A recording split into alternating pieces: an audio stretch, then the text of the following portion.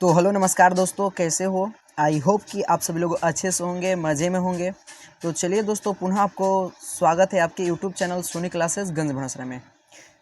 दोस्तों, इस वीडियो में हम लोग क्लास 9th के NCERT गणित जिसका चैप्टर 1 है और प्रश्नावली 1.1 है, इसको हम लोग डिटेल में सॉल्व करने वाले हैं। दोस्तों, अगर आप हमारे चैनल पर नए हैं, वीडियो आपको अच्छा लगता है तो चैनल को सब्सक्राइब कर ऑल का नोटिफिकेशन कर ले, ताकि जब भी कोई वीडियो अपलोड किया जाए उसका नोटिफिकेशन सबसे पहले आप तक पहुंच जाए। लाइक और कमेंट जरूर कीजिएगा। तो दोस्तों, इस वीडियो में मैंने आपको बताया कि इस वीडियो में क्लास 9th के प्रश्नावली 1.1 को बिहार बोर्ड, जो कि बहुत इम्पोर्टेंट टॉपिक है, इसको हम लोग पूरा डिटेल में सॉल्व करेंगे। देखिए यहाँ पर फर्स्ट क्वेश्चन अगर आप देखेंगे, फर्स्ट क्वेश्चन तो कहा जा रहा है क्या शून्य एक परिमेय संख्या है। क्या शून्य एक परिमेय संख्या है? क्या इसे आप P बटा Q के रूप में लिख सकते हैं, जहां P और Q कोई पूर्णांक है और Q इक्वल टू नॉट शून्य। तो आइए दोस्तों, सबसे पहले मैं आपको कुछ बेसिक चीज़ें बता देता हूँ। देखिए यहाँ पर वो बेसिक चीज़ें आपको मैं यहाँ पर बताऊंगा। सबसे पहले आप समझिएगा परिमेय संख्या। परिमेय संख्या, देखिए परिमेय संख्या क्या होती है। आप कहिएगा वैसी संख्या जिसको P बटा Q के रूप में लिखते हैं, ठीक है ना। वैसी संख्या जिसको P बटा Q के रूप में लिखा जाता है, जहां P और Q कोई पूर्णांक है, ठीक है, कोई पूर्णांक है, तथा Q इक्वल टू नॉट शून्य। यानी ये जो Q है ना, ये Q का मान आपको कभी भी शून्य नहीं होना चाहिए। परिमेय संख्या में हमने आपको क्या बताया कि वैसी संख्या जो P बटा Q के रूप में लिखी जाती है, जहां P और Q कोई पूर्णांक संख्या है। पूर्णांक करने का मतलब धनात्मक ऋणात्मक हो सकता है, लेकिन जो Q का मान है, Q का मान ये शून्य नहीं हो सकता है, ठीक है ना। Q का मान शून्य नहीं हो सकता है। P का तो हो सकता है, लेकिन Q का नहीं हो सकता है। जैसे मैं आपको बता दें 5, ये क्या है आपका परिमेय संख्या है, क्योंकि इसके बट्टे में कुछ नहीं तो आप 1 लिख सकते हैं, कि नहीं। अगर हम यही बोले कि 8 बटा 0, ये बताइए कि आपका परिमेय संख्या है, तो आप कहिएगा ये बिल्कुल ही परिमेय संख्या नहीं है, क्योंकि P का मान तो 8 है, लेकिन Q का मान आपका यहाँ पर क्या है, 0 है। तो जब Q का मान है 0 है, तो ये आपका परिमेय संख्या नहीं है, यह एक आपका अपरिमेय संख्या है। और एक बेसिक चीज़ और भी समझ लीजिएगा, जो अपरिमेय संख्या होती है वो हमेशा रूट में होती है। रूट में ये इसका रूट कभी भी नहीं निकलेगा। मान लीजिए हम आपको दिए रूट का 16, क्या यह परिमेय संख्या है? तो एक बात बताइए, क्या 16 का रूट निकलेगा? तो हाँ कहिएगा, 4 हो जाएगा। जब इसका रूट निकल गया तो ये हम लोग का परिमेय हुआ। लेकिन यही हम बोल दें कि रूट 2 कैसी संख्या है, तो रूट 2 कैसी संख्या है, तो ये आपका अपरिमेय संख्या हो गया, ठीक है। एक बार फिर समझ लीजिए, मैंने आपको परिमेय संख्या में क्या बताया कि वैसी संख्या जिसको P बटा Q के रूप में लिखा जाए, जहां पर P और Q कोई पूर्णांक हो और Q का मान क्या नहीं होना चाहिए, 0 नहीं होना चाहिए, तो वो परिमेय है। अगर इस रूल को फॉलो नहीं कर रहा है तो वह कैसी संख्या हो जाएगी, अपरिमेय संख्या हो जाएगी,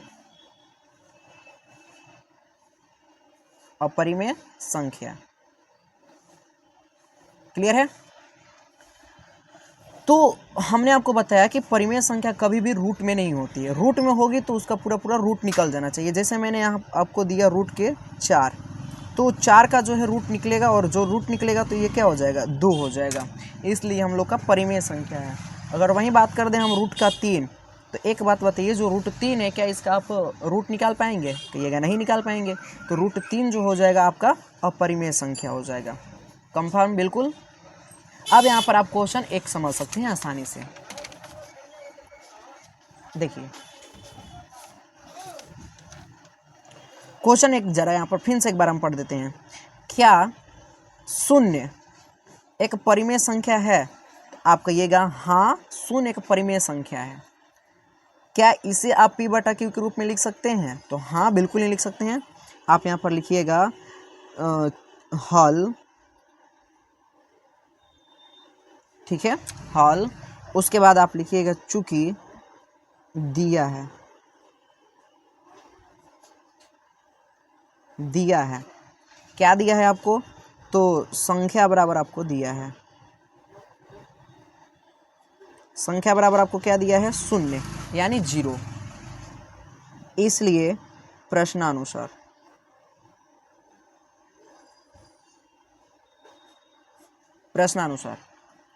चूंकि 0, अब इसके बट्टे में कुछ नहीं तो 1 है कि ना है? तो एक बात बताइए, आप तो इसे p बटा क्यू के रूप में लिख ही दिए, लिखे कि नहीं लिखे? यहाँ पर p का मान आपका क्या हुआ? 0 हुआ। p का मान क्या हुआ? 0। और q का मान क्या हो गया? और q बराबर, तो q का मान 1 हो गया, ठीक है। इसलिए शून्य एक परिमेय संख्या है, एक परिमेय संख्या है। उत्तर। कोई दिक्कत है? आप इस तरह कर लिए। अब एक थोड़ा सा एक और कॉन्सेप्ट है, उसको भी थोड़ा सा समझ लीजिए। देखिए एक और कॉन्सेप्ट जो कि बहुत इम्पोर्टेंट है। देखिए हमेशा आप याद रख लिए रहिएगा, नोट में लिख लीजिएगा। अगर आपको इम्पोर्टेंट लगे कि हमको लिखना चाहिए तो लिख सकते हैं, ठीक है। देखिए दो परिमेय संख्याओं के बीच ना, दो परिमेय संख्याओं के बीच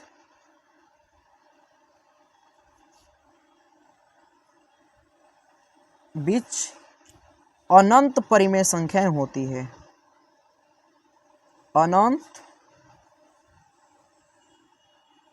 परिमेय संख्याएं होती हैं। क्लियर है? यानी दो परिमेय संख्याओं के बीच में जो परिमेय संख्याएं होती है वो अनंत होती है। जैसे मैं आपको बोले कि 2 और 3 के बीच कितनी परिमेय संख्याएं हैं, तो 2 और 3 के बीच में अनंत परिमेय संख्याएं आप गिन नहीं पाएंगे। देखिए आप 2.1 लिख सकते हैं, 2.2 लिख सकते हैं, 2.3 लिख सकते हैं, 2.4 लिख सकते हैं, 2.5 लिख सकते हैं, 2.6 लिख सकते हैं, 2.8 8 भी लिख सकते हैं, फिर 2.7 भी लिख सकते हैं, 2.9 भी लिख सकते हैं। इस तरह जो परिमेय संख्याएं हैं आपका अनंत है, यानी दो परिमेय संख्याओं के बीच में अनंत परिमेय संख्याएं होती है। ये आप कंसेप्ट को क्लियर रखिएगा। आइए सेकंड क्वेश्चन को अब हम लोग देखते हैं। यहाँ पर देखिए सेकंड क्वेश्चन यहाँ पर कहा जा रहा है 2 और 4 के बीच, 2 और 4 के बीच 6 परिमेय संख्याएं ज्ञात कीजिए। कितना आपको निकालना है? 6, यानी 6 को निकालना है आपको। तो बिल्कुल ध्यान दीजिएगा, 3 और 4 के बीच और किसी के बीच नहीं, 3 और 4 के बीच में 6 को निकालना है, लेकिन होती कितनी है? अनंत होती है। तो आप कोई भी 3 और 4 के बीच में 6 को निकाल लीजिए। तो सबसे पहले आप लिखिएगा हल, ठीक है। हल लिखने के बाद आप लिख सकते हैं यहाँ पर चूंकि दिया है, ठीक है। चूंकि दिया है, क्या दिया है? संख्या बराबर 3 और 4, यही ना दिया है? संख्या बराबर आपको 3 और 4। अब आप यहाँ पर लिख सकते हैं इसलिए प्रश्नानुसार,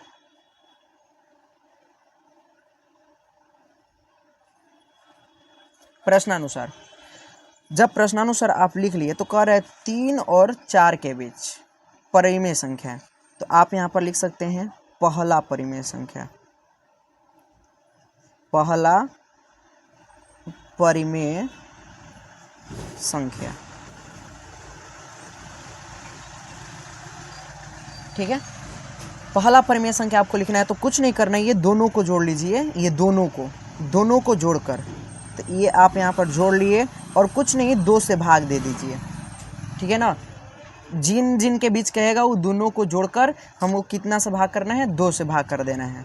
तो आप भाग दीजिए तो ये हो जाएगा 7/2, कटा दीजिएगा 3.5, यानी पहला परिमेय संख्या तो आपका हो गया 3.5, ठीक है ना। पहला हो गया 3.5, देख लीजिए 3 और 4 के बीच में 3.5 है कि ना है।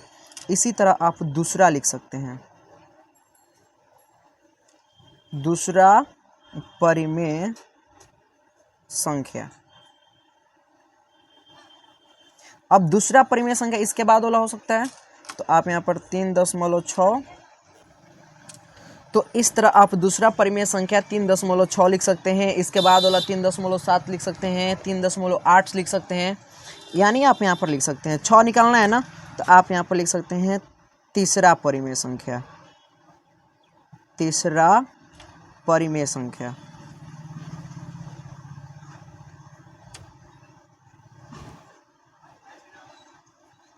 तीसरा परिमेय संख्या हो जाएगा आपका 3.7, हो जाएगा कि ना हो जाएगा। इसी तरह आप लिख सकते हैं चौथा परिमेय संख्या,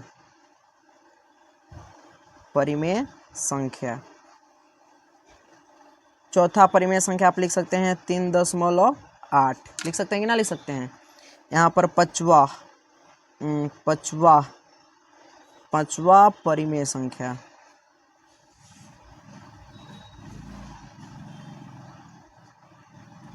पांचवा परिमेय संख्या आप 3.9 लिख सकते हैं। देखिए 3.9, अब उसके बाद आप लिख सकते हैं छठवा, यानी छठवा परिमेय संख्या।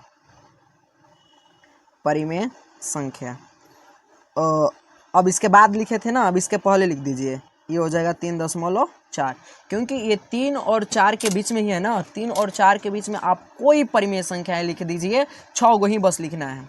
तो मैंने आपको ये दूसरा क्वेश्चन भी बता दिया, आप दे सकते हैं। इस तरह आप एग्जाम में बना लेंगे। अब आइए बढ़ते हैं थर्ड क्वेश्चन की तरफ। दोस्तों अगर आपको समझ में ना आ रहा होगा तो वीडियो को ज़रूर दोबारा देख लीजिएगा, रिक्वेस्ट है, आपका सारा डाउट खत्म हो जाएगा। देखिए जिस प्रकार आपने सेकंड क्वेश्चन बनाया उसी प्रकार ये भी क्वेश्चन है, ठीक है। कहा जा रहा है 3/5 और 4/5 के बीच 5 परिमेय संख्या ज्ञात कीजिए।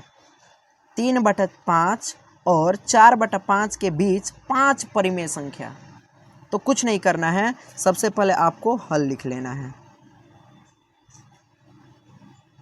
हल लिख लिए, उसके बाद आप लिखिएगा चूंकि दिया है।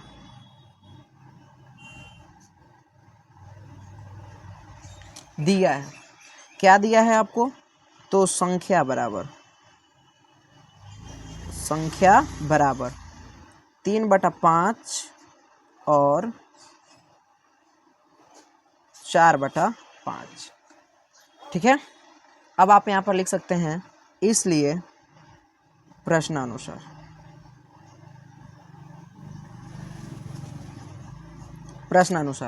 लिख लिए प्रश्नानुसार। तो हम आपको क्या बताएं कि ये दोनों को जोड़कर कितना से भाग मारना है, 2 से भाग मारना है। तो आइए ये भी कर देते हैं। अब आप यहाँ पर लिखिएगा, ठीक है।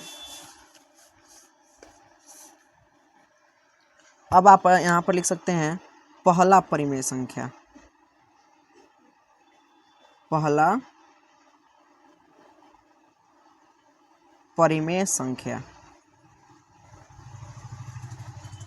बराबर।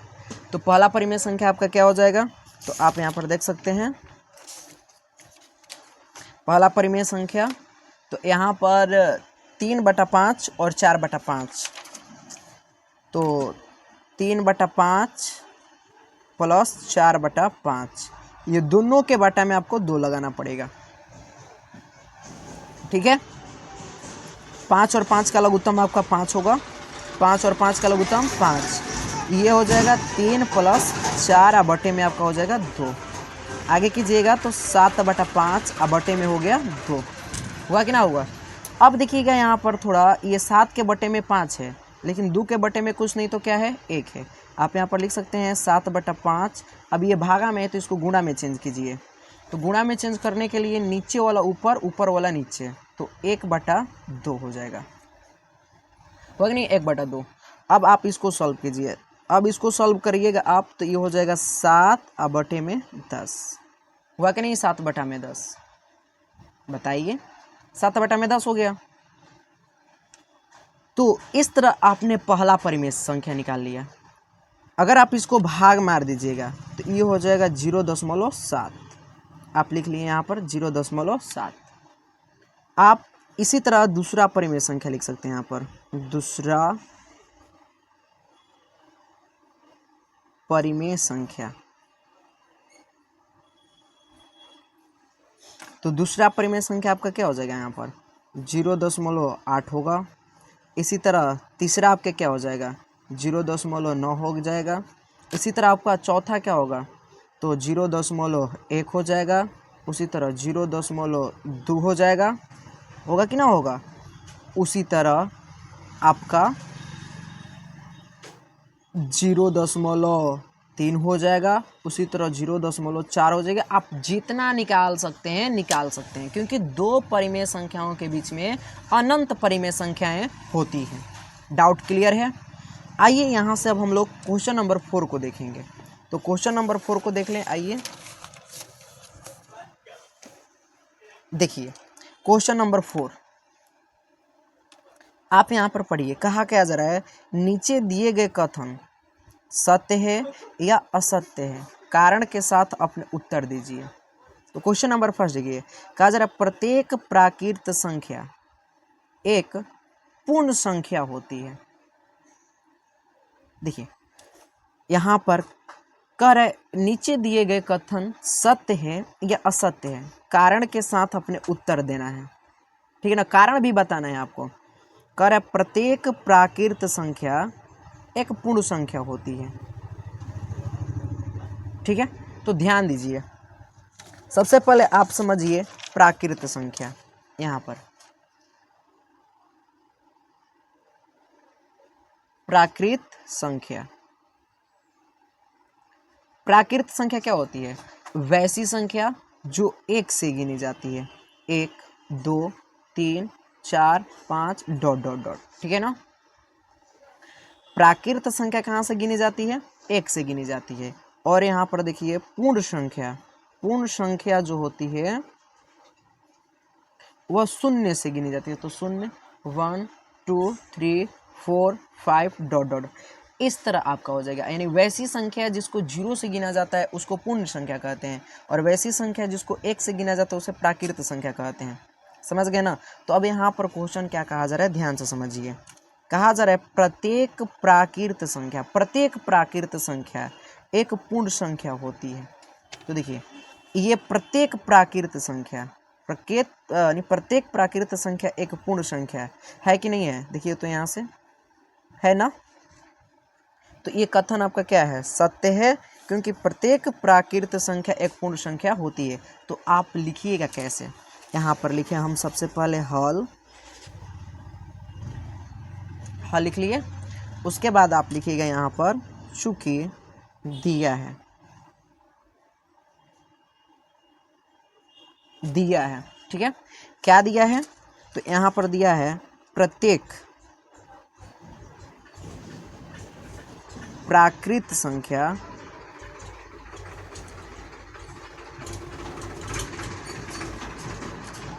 एक पूर्ण संख्या है।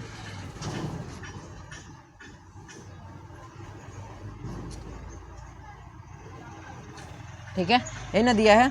अब आप यहाँ पर लिख सकते हैं इसलिए प्रश्नानुसार।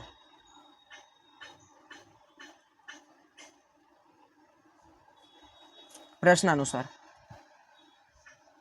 अब प्रश्नानुसार क्या कर सकते हैं, कहा कि कथन सत्य है कि असत्य है। तो लिखेंगे चूंकि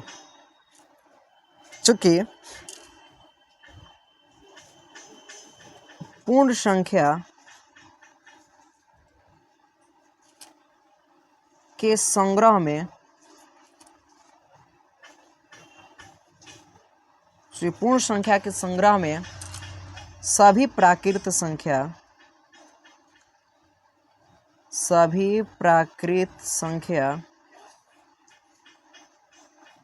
होती है। सभी प्राकृत संख्या होती है, इसलिए यह कथन सत्य है। आप इस तरह लिख सकते हैं। ये हो गया आपका उत्तर। ठीक है, इसी तरह आप सेकंड क्वेश्चन को देखिए। कह रहा है प्रत्येक पूर्णांक एक पूर्ण संख्या होती है। तो पूर्ण संख्या तो आप समझ गए, पूर्ण संख्या क्या होती है? जो शून्य से गिनी जाती है। और कहा जा रहा है प्रत्येक पूर्णांक एक पूर्ण संख्या होती है। ये हो सकता है, देखिए यहाँ पर पूर्णांक संख्या क्या होता है, आप इसको समझिए।